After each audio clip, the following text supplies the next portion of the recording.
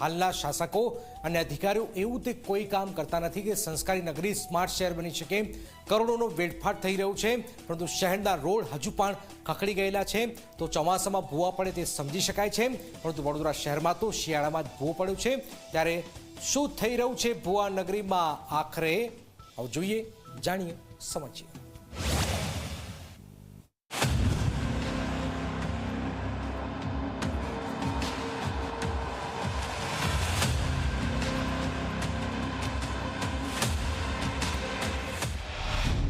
આ સ્માર્ટ શહેર છે કે ભુવાનગર?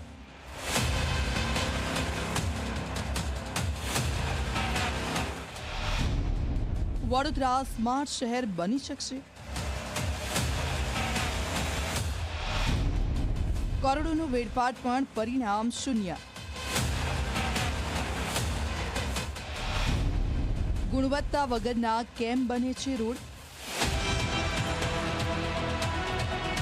વડોદરાના શાસકો વડોદરાના સ્માર્ટ સિટી બનાવી શકશે કે કેમ, તે એક મોટો સવાલ થઈ રહ્યો છે।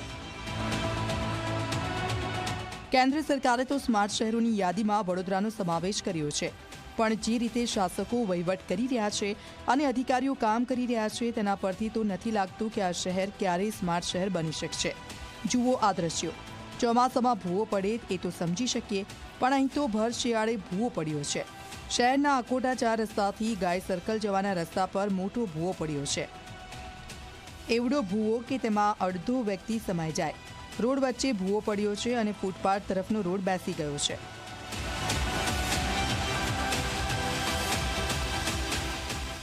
વડોદરાના અકોટા 4 રસ્તાથી ગાય સર્કલ તરફ જવાના રોડ પર ભૂવો પડતા કોર્પોરેશનના અધિકારીઓ શાસકો પર સવાલો ઉઠ્યા છે।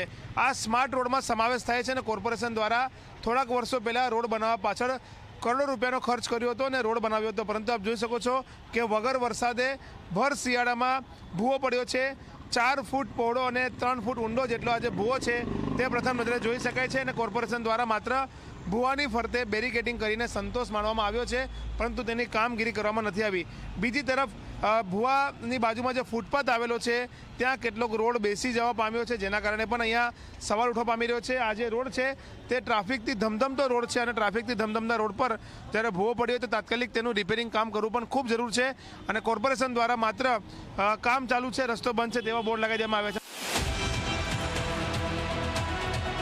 4 ફૂટ પહોળો અને 3 ફૂટ ઊંડો ભૂવો કોઈનો પણ જીવ લઈ શકે છે, મોટા અકસ્માતને નોતરી શકે છે। હવે સૌથી મોટો સવાલ એ છે કે આ રોડ કોર્પોરેશને થોડા સમય પહેલા જ બનાવ્યો હતો, માત્ર ગણતરીના સમયમાં રોડની આ દશા થઈ છે।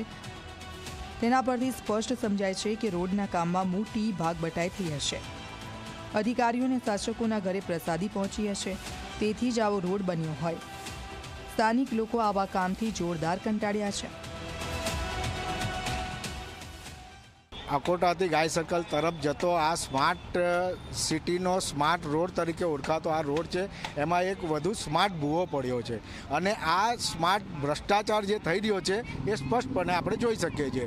આ રસ્તા અકોટાથી મુજમવડાનો જે રસ્તો બંધ કરવામાં આવ્યો છે એના કારણે આ રસ્તા ઉપર હજારોની જે અવરજવર છે એ વધી ગઈ છે અને એના કારણે અત્યારે જો આ પ્રકારે ભૂવો પડતો હોય તો જાનહાનિ થવાનો ફૂલ ચાન્સીસ છે।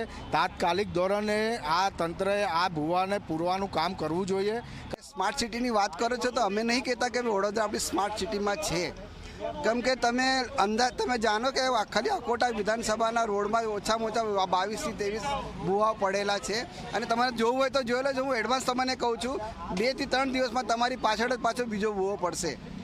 અને હું તો કમિશનરશ્રીને એવું કહું છું, મ્યુનિસિપલ કમિશનરને, કે ભાઈ આ વોર્ડ નંબર 12ના જે એન્જિનિયરિંગ ડિપાર્ટમેન્ટમાં જે લોકો છે એમની બધાની તાત્કાલિક બદલીઓ કરાવો અને બીજા કોઈ વોર્ડમાં મોકલો, તો જ અમારા વોર્ડ નંબર 12 ને અકોટા વિધાનસભામાં લોકો રાહતનો શ્વાસ લેશે। અકોટાથી મુજમવડા રોડ પર 17 ભૂવા પડતા થોડા સમય પહેલા આ રોડ 6 માસ માટે બંધ રાખ્યો હતો।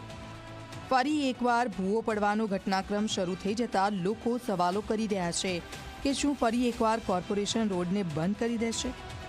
વડોદરા કોર્પોરેશને છેલ્લા 1.5 વર્ષમાં જ આ ભૂવા પાછળ 50 કરોડનો ખર્ચ કર્યો છે, પૂરા 50 કરોડ। પણ કામ કેવું થયું છે તે તમારી સામે છે। કરોડોનું આંધણ કરીને પણ જો પ્રજાને ભૂવાથી આઝાદી મળવાની નથી તો પછી કરોડોનો વેડફાટ કરવાનો શું મતલબ? આવા તો અનેક સવાલો છે જેનો જવાબ જનતા માંગી રહી છે. ત્યારે જોવું એ રહ્યું કે સ્માર્ટ શહેરમાં સમાવિષ્ટ વડોદરા ખરેખર ક્યારે સ્માર્ટ બને છે. રવિ અગ્રવાલ, ઝી મીડિયા, વડોદરા.